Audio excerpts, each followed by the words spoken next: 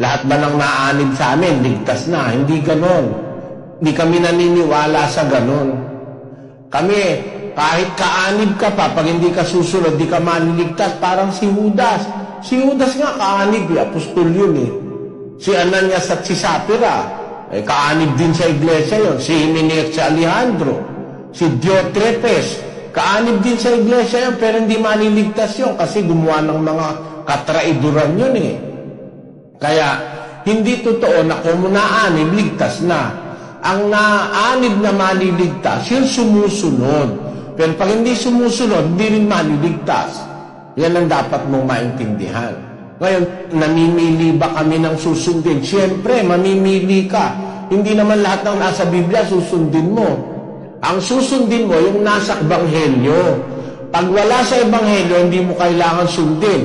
Halimbawa, utos kay Noe, at saka sa kanyang mga anak, magpakarami kayo. Utos kay Eva at kay Adan, magpakarami kayo. Kaya sa panahon nila, para sila dumami, kahit magkapatid, nagpapangasawahan. Ngayon ba, susundin mo ba yun?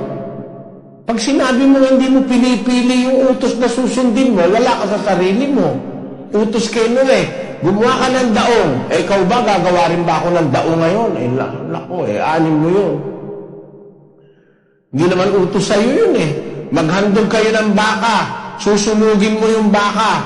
Iahandog mo sa dambana, sa altar, sa Diyos.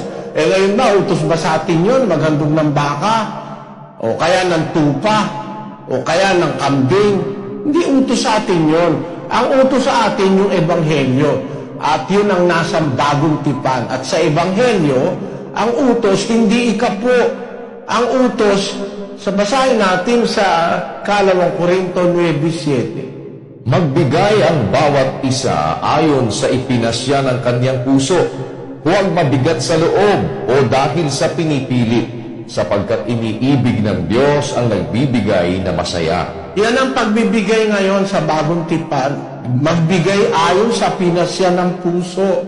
Ang pinagpapasya ng Diyos, yung puso nung nagbibigay. Kasi nung dati sa Israel, ang utos sa kanila noon, ikapo 7:5 ng Hebreo. At katotohanan ang mga sa anak ni Levi na nagsisitanggap ng katungkulang saserdote ay mayroong utos na kumuha ng 10 bahagi sa bayan ayon sa kautusan, sa makatwid ay sa kanilang mga kapatid, bagamat ang mga ito ay nagsilabas sa mga balakang ni Abraham. Ang inutusang kumuha ng ikapo, yung mga saserdotes Levita. Sabi doon, yung mga anak ni Levi na tumatanggap ng katungkulang pagkasaserdote, merong utos na kumuha ng 10 bahagi sa kanilang mga kapatid, sa mga Israelita. Kaya lang, pagdating ng Panginoong Hesukristo, pinalitan na yung pagkasaserdote Levita, 7:12. Sapagkat ng palitan ng pagkasaserdote, ay kinailangang palitan naman ang kautusan. Nung palitan yung pagkasaserdote ng mga Levita, ang ipinalit ay si Kristo. Kailangan din naman ang wikang palitan ang kautusan. So nagkaroon ng pagpapalit sa kautusan. Kaya sa panahon Kristiyano, iba ang kautusan. Ang kautusan yung nasa Ebanghelyo.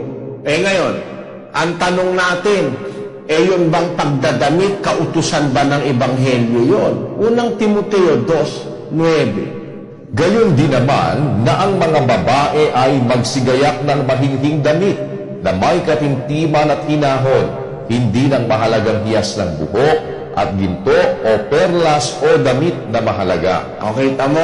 Batas ng bagong tipan yun na ang babae gumayak ng mahinhing damit, may katintiman, may hinahon, etc. So, merong batas ang Ebanghelyo sa pagdadamit.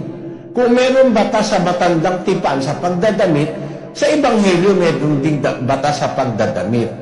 Ngayon, kung merong batas sa matandang tipan ng pagbibigay, sa bagong tipan meron din. Kaya lang, iba yung sa matanda kaysa sa bago. Kasi sa bagong tipan, magbibigay ka, hindi ikapo. Ang ibibigay mo ayon sa ipinasya ng iyong puso. Yun ang nakasulat sa Biblia.